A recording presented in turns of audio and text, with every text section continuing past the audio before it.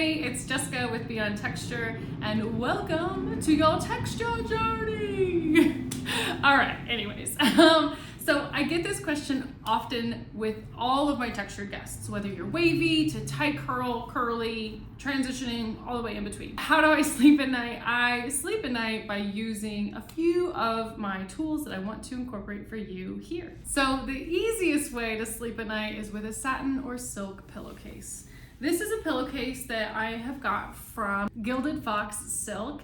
You can see that it's a queen size pillowcase. You can choose different colors and patterns, but this is helpful and the laziest way, the easiest, I don't want to say lazy, I want to say the easiest way to preserve your curls at night. That's the easiest way, right? But there's more. Satin or silk materials are always going to be less absorbent, create less friction.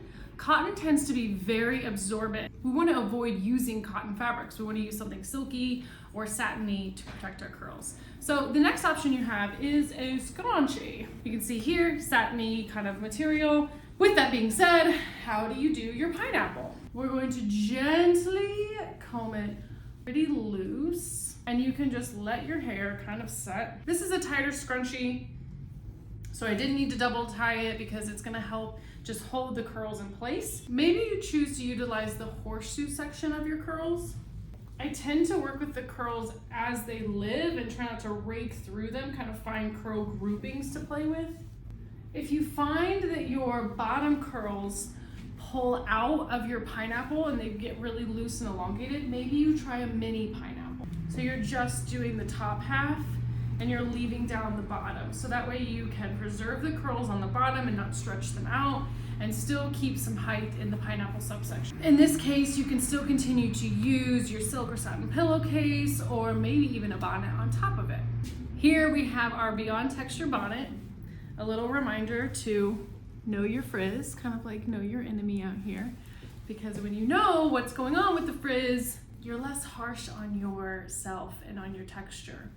If you're choosing to use the bonnet with a mini pineapple, you can just put it over and tuck in the length. Now, the Beyond Texture bonnet has got lots of room inside of it, so you can just literally tuck and fold the curls, and then you can use your little adjustable cinch to tighten it. Now she's got her little mini pineapple inside, she's got the length kind of gently folded inside. That's option number one for the Beyond Texture bonnet. You could also go in, flip the hair upside down. No pineapple is being used at this time. And then when you have it all in there, you can use the scrunchie on the side to tie the hair all back in there. Voila! You have the bonnet another way for you. Now, that is a great technique if you're wavy or you're curly or you like to create the fullness, right? Now, some of my girls already get enough fullness and they are actually trying to preserve the fullness or preserve the control of it as the days go on. On my tight, curly girls, instead of flipping your hair into the bonnet and putting the bonnet on top that way, my recommendation to you is to put it on like so, just over the top. You're gonna find that you're tucking your length inside. What this method is going to do is actually compress the curls during the evening. In the morning, she can go in, take the bonnet off, loosen up that adjustable strap, kind of shake things out. You can already see how much more controlled it is just in those few seconds. Shake it out, let it do its thing for like 10, 20, 30 minutes while you're finishing getting ready. And then go in and maybe like fuss with it with your fingers, a pick, or getting a blow dryer on cool air and kind of like waking it up from the roots that way. I always recommend giving your hair 5 to 10 minutes after you take the bonnet off to just let the hair breathe and do what it naturally does. The other option for preserving your curls at night is called a buff. And this is a long tube sock. It's open on both ends. And we're gonna put it on.